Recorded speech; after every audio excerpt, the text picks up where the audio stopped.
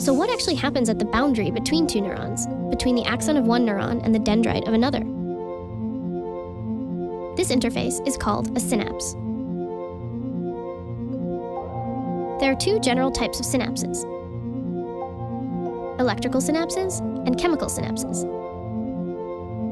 Electrical synapses are less common in our own nervous systems, but they're simpler to think about, so let's start with them. Electrical synapses are basically pores between two cells that allow ions to pass through. They allow the passage of the electrical signal through to a neighboring cell without much fuss. It's not so different than just combining two cells into one larger cell. There are lots of reasons that nature might need synapses like this from time to time.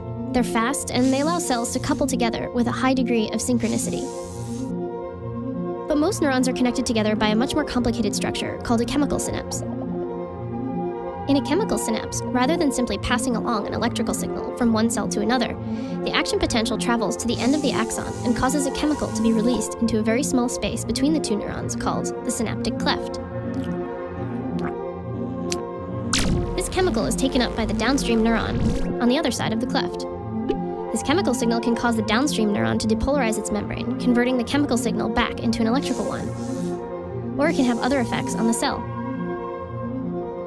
This chemical step is slower than transmission across an electrical synapse, but it opens up an enormously diverse repertoire of different and more complex kinds of signaling.